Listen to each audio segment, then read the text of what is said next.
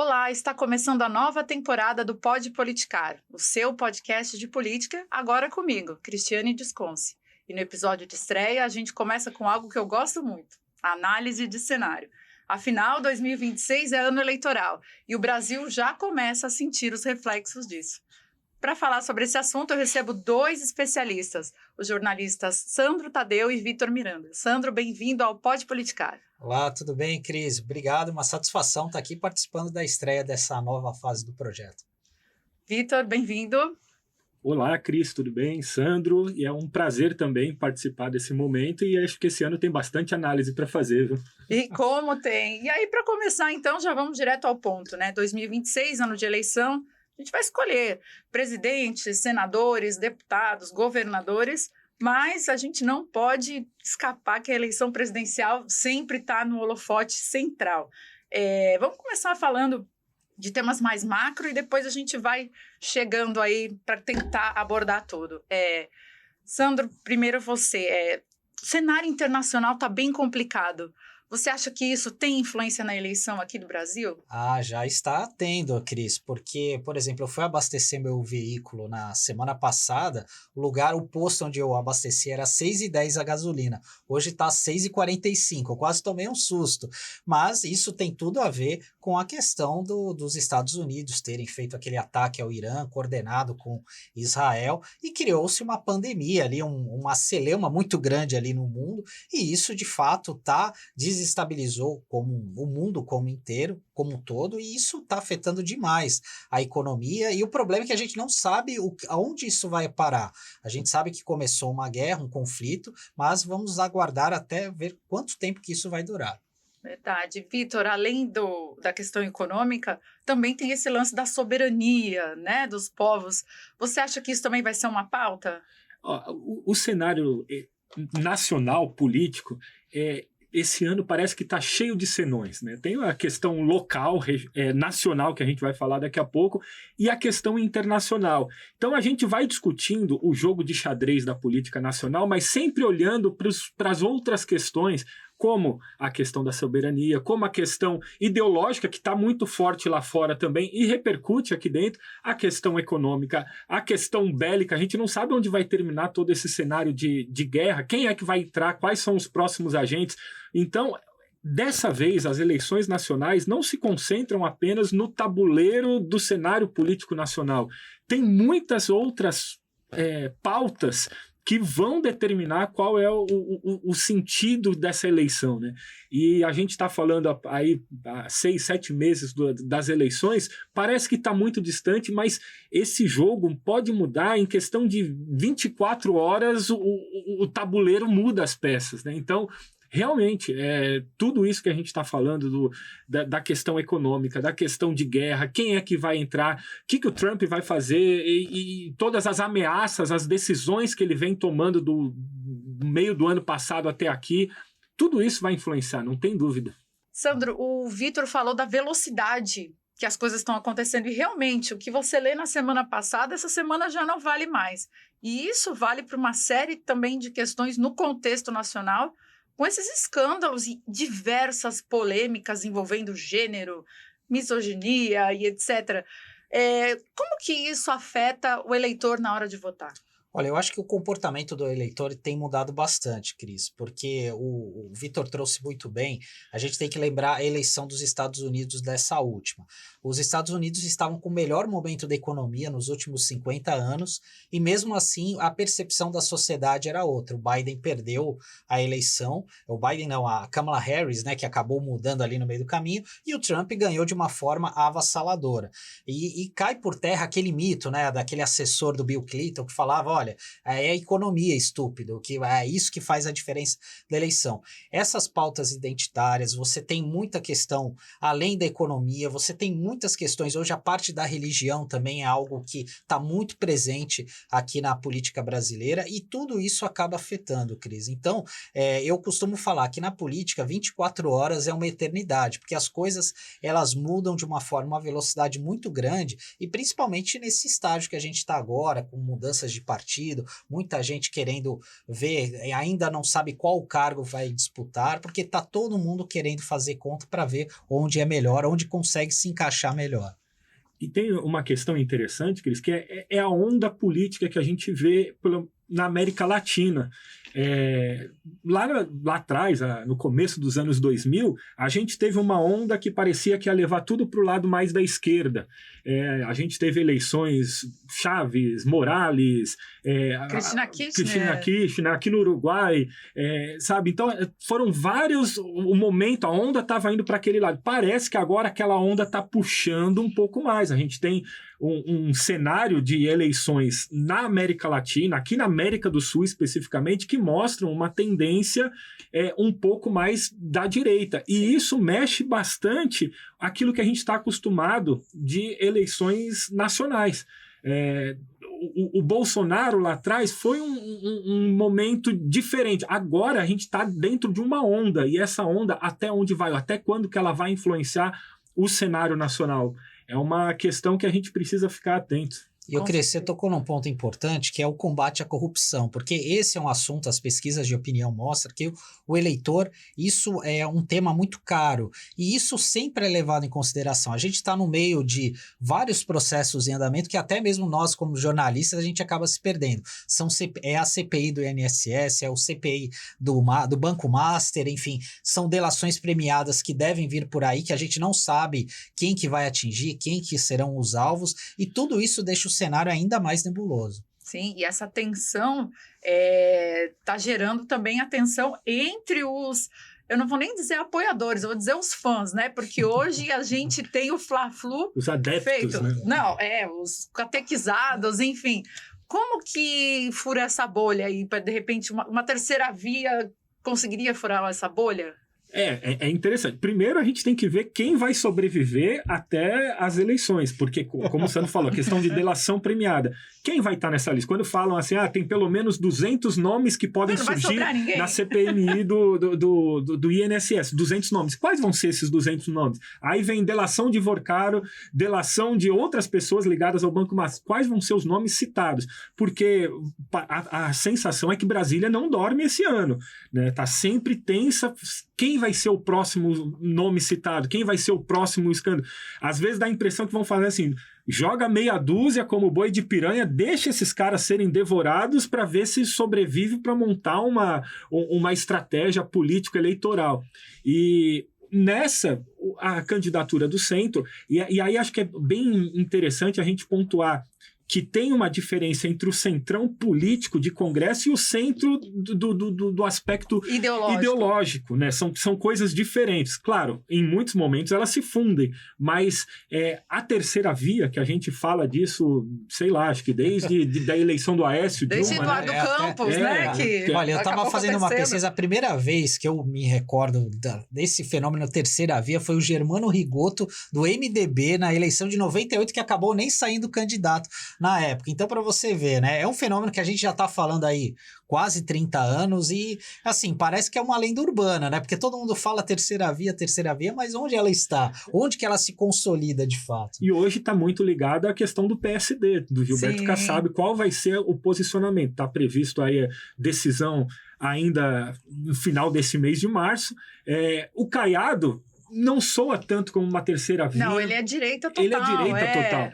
O Leite posiciona-se um pouco mais como uma terceira via, mas tem uma dificuldade maior nessa largada, não sei na chegada, mas na largada das pesquisas o Caiado vai melhor, o Ratinho Júnior ia melhor.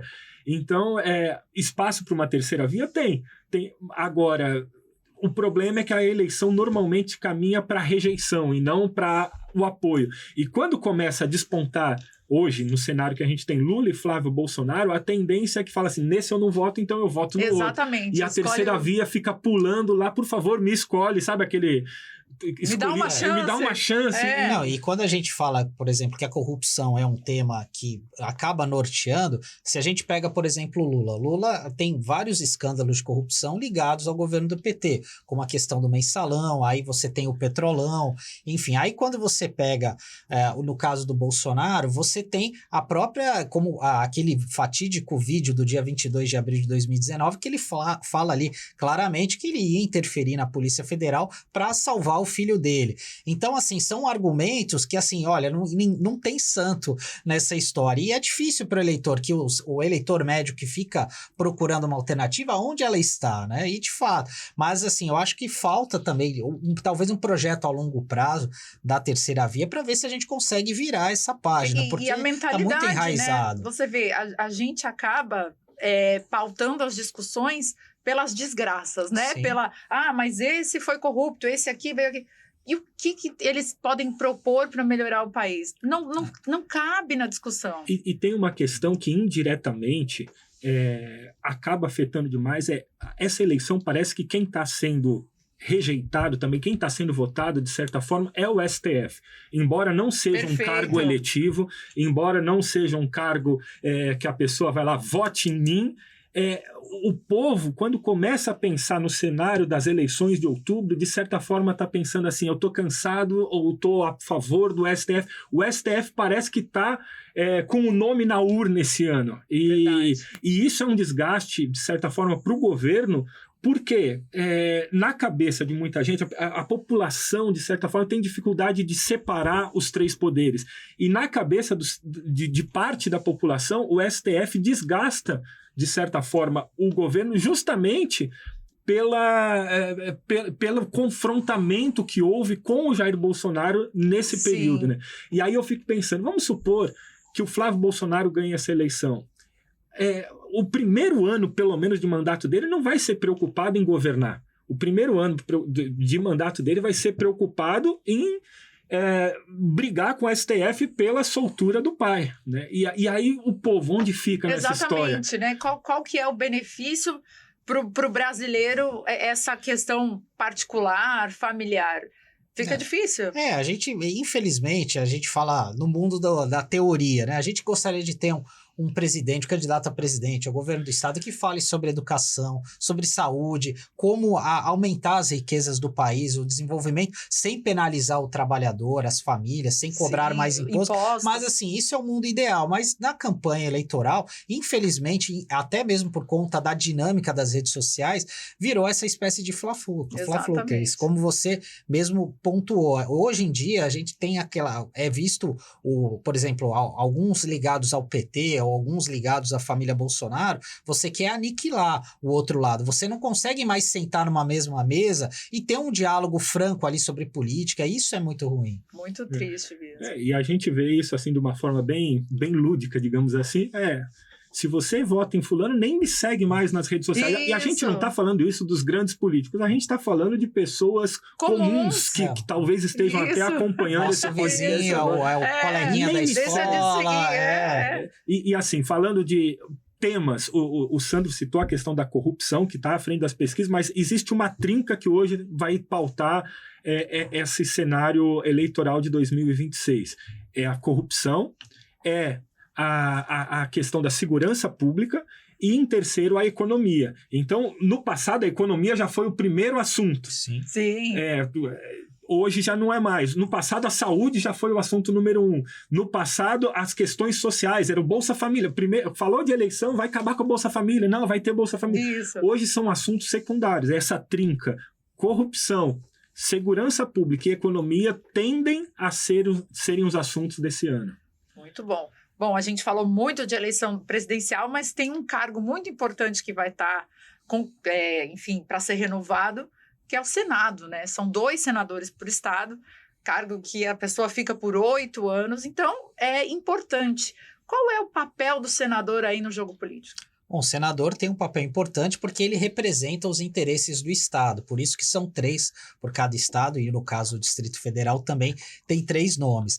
Mas é que, normalmente, aqui no Estado de São Paulo, são 3 ilustres desconhecidos, até essa semana, porque nessa semana a gente teve um senador que foi flagrado dando uma carteirada, que estava com a CNH vencida, enfim, e é uma enquete que eu sempre brinco, eu falo, olha, se tivesse R$100 para falar, olha, quem são os 3 senadores de São Paulo, eu acho que eu ia voltar com o dinheiro para casa, porque ninguém saberia os 3 nomes. E realmente tem um papel importante. Eu acho que o Senado agora, nas eleições desse ano, Cris, acabaram ganhando uma relevância, eu acho que até então inédita, justamente por conta dessa questão do STF, por conta do possível impeachment de ministros do STF, passa necessariamente pelo Senado, e essa vai ser uma bandeira de campanha do pessoal da centro-direita, mais alinhado ao Bolsonaro. E eu arrisco a dizer que a atual legislatura de senadores do estado de São Paulo é a mais insossa, mais tímida da história. Sim. E a gente está falando do estado mais importante da federação, com um mandato de 3 senadores que pouco contribuem de forma pública com o debate do futuro da nação. A gente não vê, por exemplo, quando está discutindo um grande tema em Brasília, está assistindo os principais telejornais, por exemplo, dificilmente a gente vai ver um senador de São Paulo pegando o microfone e conduzindo o debate, se posicionando, né? Assumindo um protagonismo que se espera do estado de São Paulo. E isso deveria ou precisa chamar a atenção da população, porque esse ano nós vamos ter que escolher senadores. Então não pode ser uma questão secundária simplesmente falarem assim, no Fla-Flu político, mandarem eu votar nesse, eu vou votar porque eu estou obedecendo a lógica ideológica do partido. Não pode ser assim, porque senão a gente vai continuar atrás nessa discussão. E por 8 anos. E aí vamos. 8 anos, desculpa citar nomes, mas aí a gente vai continuar vendo barbalhos e calheiros e afins tomando a frente do protagonismo desses debates. Será que São Paulo não poderia ser um pouco mais à frente, mais atuante nessa questão? Com certeza. E para finalizar bem rapidinho, a importância do deputado, tanto federal quanto estadual, e na nossa região aqui, qual a importância de ter um deputado que represente a região? Essa é uma questão bastante delicada, Cris, porque assim, cada eleitor usa um parâmetro para votar. A gente, que é aqui da Baixada Santista, a gente sempre defende o voto regional, que é importante você ter representantes da região. Mas, por outro lado, a gente também não pode desqualificar as pessoas que se identificam com uma determinada temática, como, por exemplo, uma causa, por exemplo, causa animal, que é algo que dá muito voto hoje. Às vezes a pessoa ela quer votar nesse cidadão que tem uma militância na causa animal, ou na área ambiental também, que é algo muito forte, ou às vezes no movimento sindical. Então, a causa da mulher, a causa da mulher, enfim. Então é muito amplo. Então, assim, às vezes é uma pretensão de alguns analistas de falar, porque o brasileiro vota errado, o paulista vota errado. Não, cada um usa o critério e, assim, não é a questão de inteligência, de beleza que você escolhe deputado. É pela questão do voto, simplesmente, e a gente tem que aceitar. No caso da Baixada, existe muito essa tendência de defender o voto regional, porque a Baixada é preterida em muitas das questões. Acaba se falando assim, precisamos de deputados, seja estadual, seja federal da Baixada, porque se você vai levar em conta o quanto a gente recebe, por exemplo, da fatia do bolo do governo do estado, é abaixo do que deveria vir para a região. Há investimentos muito superiores no interior e a gente tem problemas sérios aqui na Baixada de distribuição de renda, de necessidades, de população SUS dependente. Temos cidades pobres aqui na região, como São Vicente, Mongaguá, Guarujá, com as suas desigualdades. Sim. Então, é uma população que depende muito. Então, essa discussão do voto regional acaba pegando porque a gente se sente, muitas vezes, menosprezado como munícipes de uma região. Agora, a pauta ideológica também existe. O que a gente precisa destacar? Que hoje é muito fácil você acompanhar a atuação de um parlamentar e isso é fundamental que dure os 4 anos. Então, seja escolhendo um voto regional, seja um voto ideológico, seja um voto de causa, acompanhe aquela pessoa que você está votando. Veja se está cumprindo tudo aquilo que ela está prometendo hoje, se esses 4 anos surtiram algum efeito, trouxeram algum resultado, seja uma causa ideológica, seja uma causa regional, ou seja uma causa de uma pauta que causa essa identificação. É importante continuar acompanhando. A obrigação do eleitor não termina no dia que ele vota.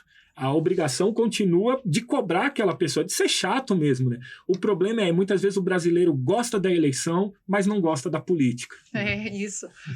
A importância é você, eleitor, você que nos acompanha, continuar nesse processo fiscalizando mesmo o seu candidato, o seu deputado, o seu senador, o seu presidente, seja qual cargo for. Quero agradecer muito a presença de vocês. Passou muito rápido, espero que a gente volte para comentar aí o avanço, porque não para, né? É isso aí, Cris. Obrigado pelo convite mais uma vez e sucesso nessa nova jornada. Obrigado. Valeu, Sandro, pela companhia e boa sorte aí nessa empreitada e vai ter bastante assunto. Não vai faltar, Cris. Com certeza. E você que nos acompanhou até aqui, aproveita para seguir e muito obrigada. Até a próxima.